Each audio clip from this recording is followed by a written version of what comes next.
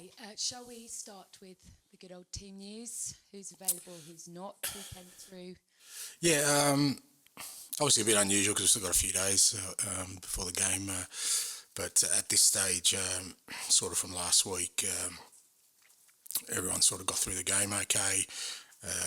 Benny Davis, who came off at half time, still got a bit of a sort of ankle problem that he hasn't trained with the team yet. So he's kind of touch and go. Destiny is still working his way through it.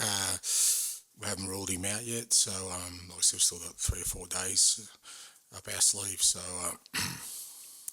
it's probably 50-50 at this stage as to whether he'll be available. And everyone else is okay apart from sort of the long-term ones. After watching your side win in quite a different way on Friday night, you said, let the fans dream of what might be ahead and titles. What about you? Have you kind of allowed yourself to look that way? Are you believing that this group of players can go the distance?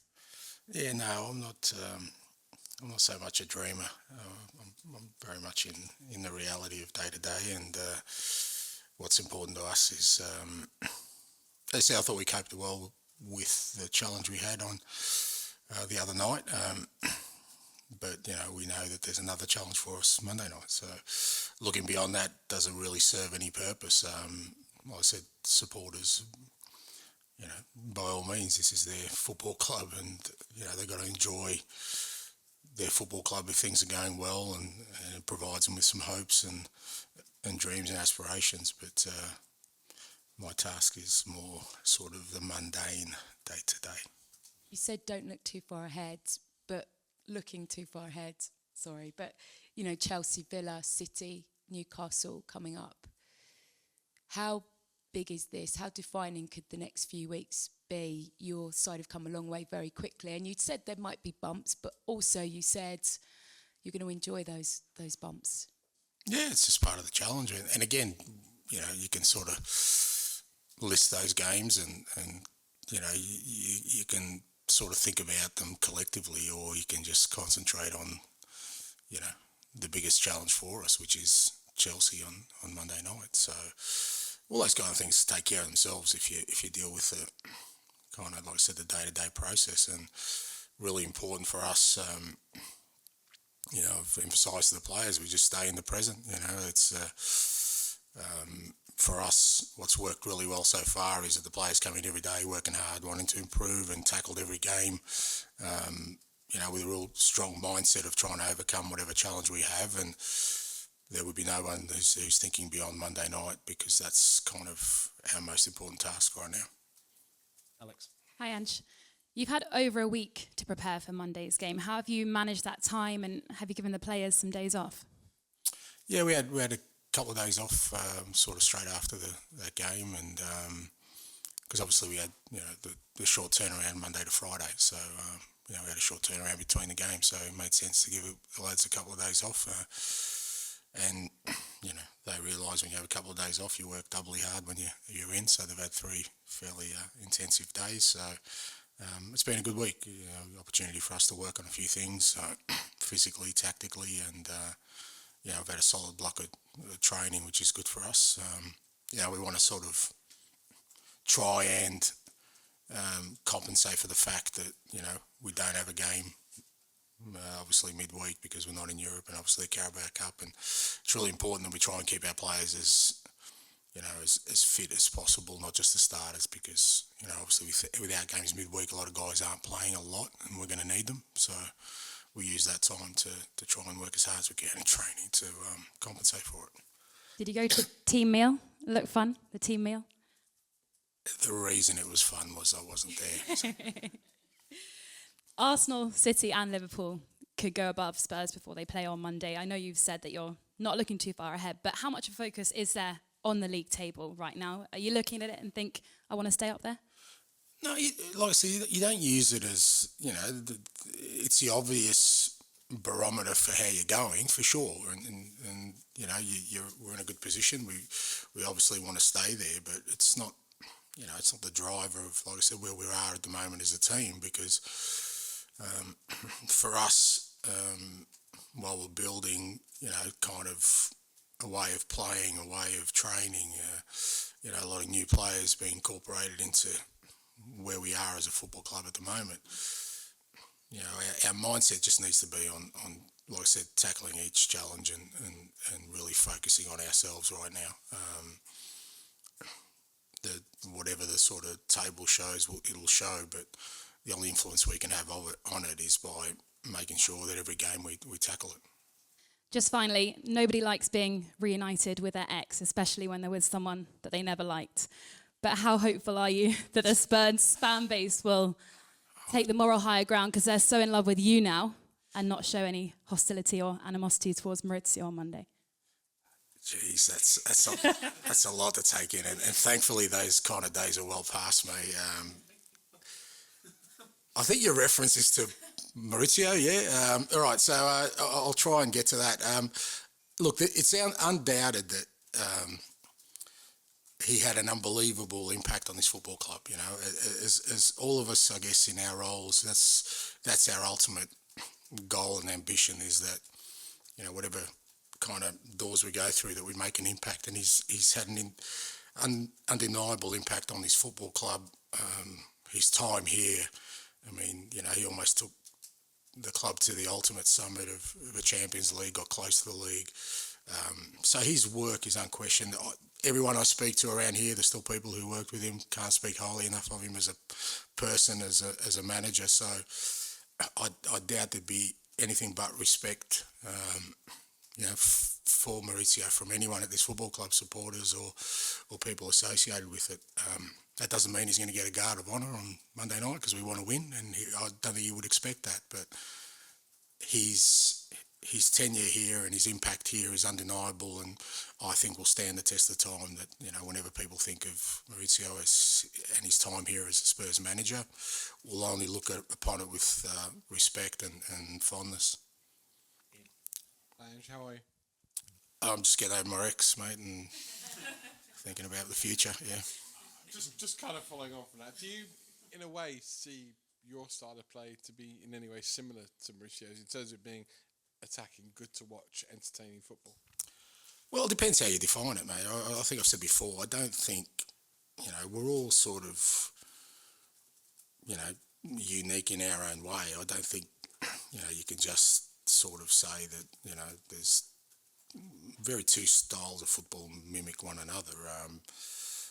Mauricio has his way of his team's playing. I have my ways. We both, I guess, from that point of view, want our teams to be sort of progressive and attacking in their approach. But it's I think there's a lot more nuance than just saying because two managers or two football clubs are kind of showing some of the characteristics that means they're alike. It's just on Chelsea.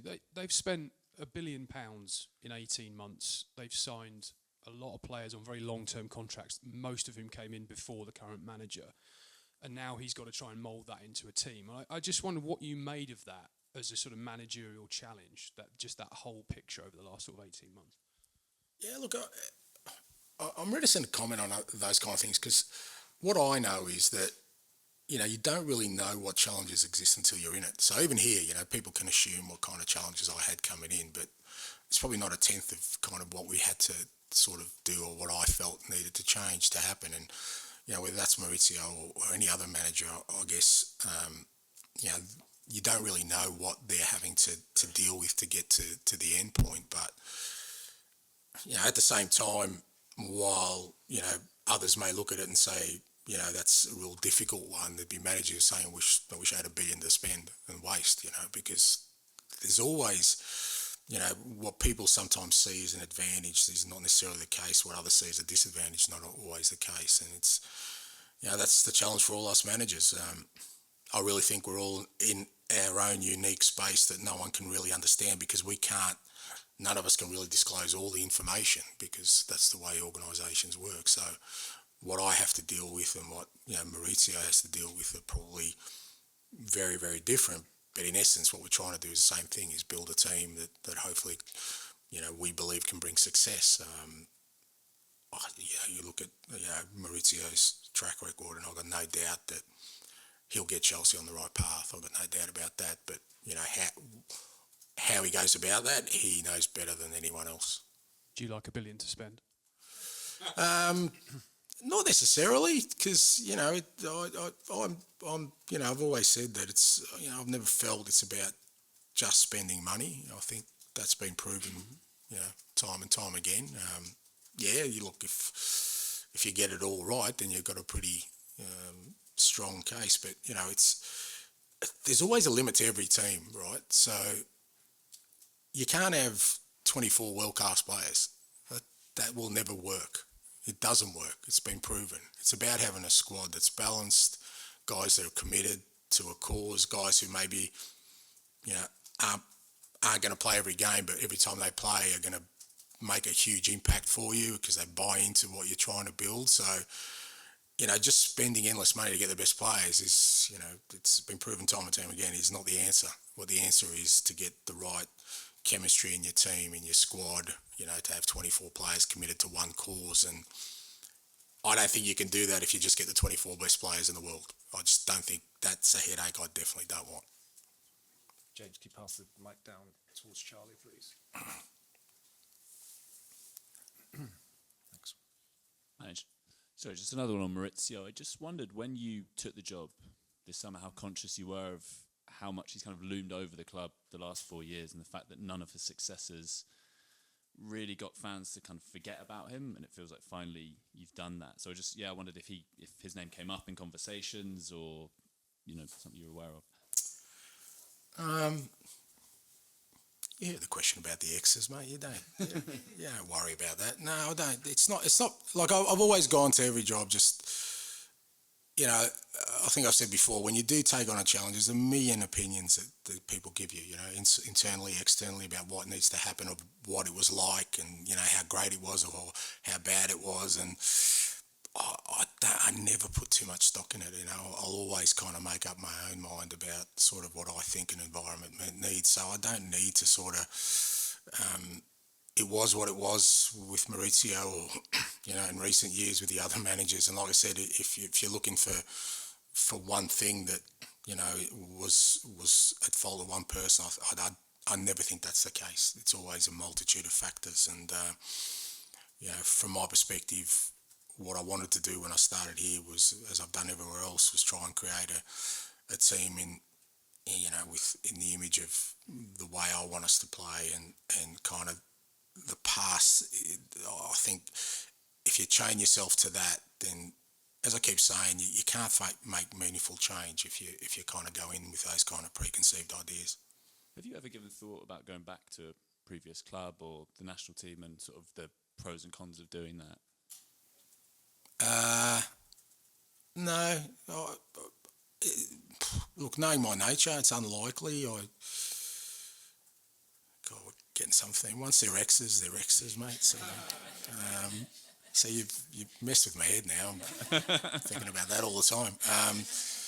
I feel like, whenever I've left, I've kind of, for the most part, I've left on the back of success, and I like to leave that memory sort of as it is. I just don't think there's any real purpose. I wouldn't see myself going back anywhere where I've been, but who knows.